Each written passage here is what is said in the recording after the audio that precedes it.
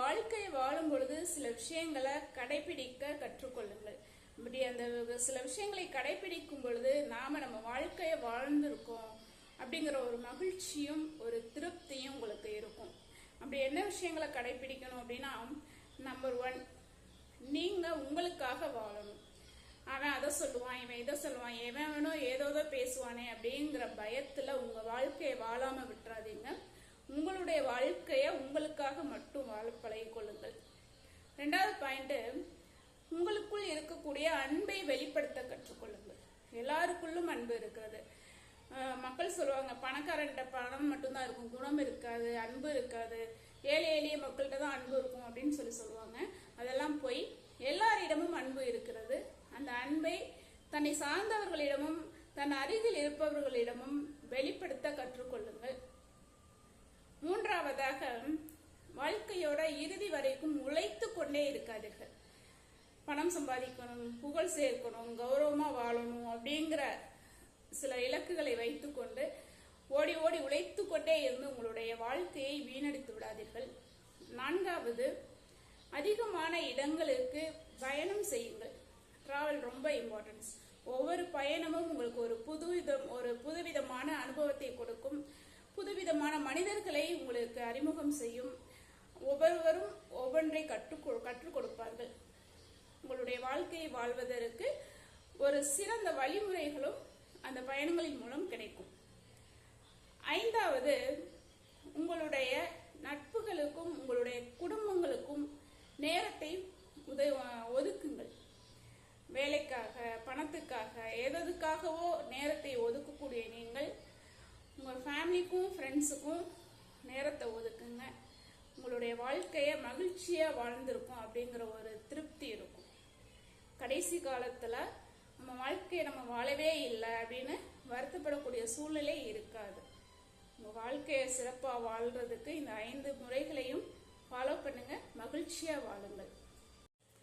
நம்ம வாழக்கூடிய சூழலில் இருக்கக்கூடிய மக்கள் எல்லாருமே தவறு செய்யக்கூடிய இயல்பில் உள்ளவர்கள் தான். எதற்காக தவறுகளை செய்யாம இருக்கிறாங்க அப்படின்னா, உண்மையில் மக்கள் சொல்றது, என்னுடைய மதம் அன்பை போதிக்கிறது, அதனால நான் அந்த தவறு செய்ய மாட்டேன் அப்படின்னு சொல்லுவாங்க. உண்மையிலேயே மதங்கள் போதிக்கக்கூடிய அந்த அன்பை ஃபாலோ பண்றதுக்காக தான் தவறு செய்யாம இருக்காங்களா அப்படின்னா இல்லை. காவல்துறைக்கும் சட்டத்துக்கும் பயந்துதான் மக்கள் தவறு செய்யாம இருக்கிறாங்க. இதுதான் நிதர்சனமான உண்மை.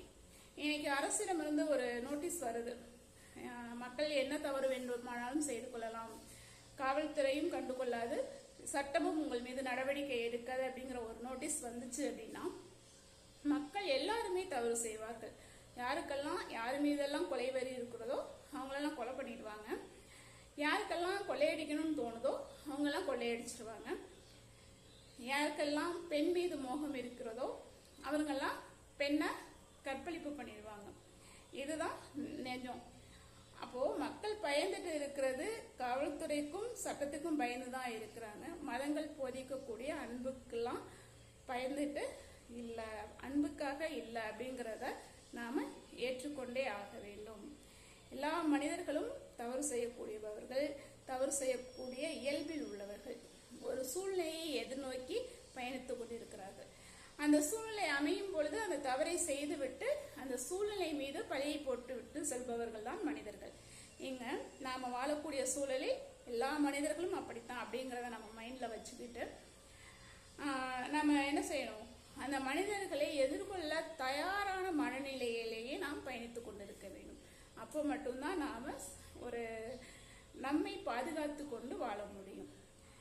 இதை உங்களுக்கு பிடிச்சிருந்துச்சு அப்படின்னா உங்களுடைய நண்பர்களுக்கு, உங்களுடைய உறவுகளுக்கு ஷேர் பண்ணுங்க.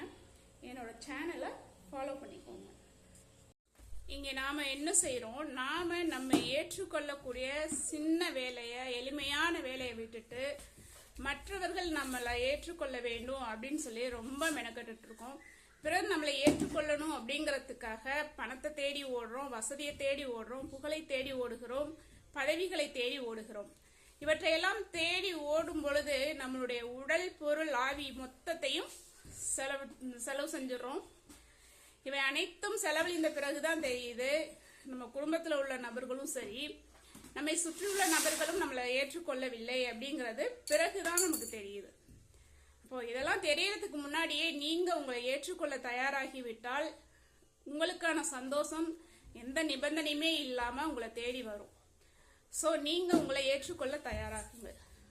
இந்த இன்ஸ்டா பேஜ் உங்களுக்கு பிடிச்சிருந்துச்சுன்னா லைக் பண்ணுங்க, ஷேர் பண்ணுங்க, ஃபாலோ பண்ணிக்கோங்க.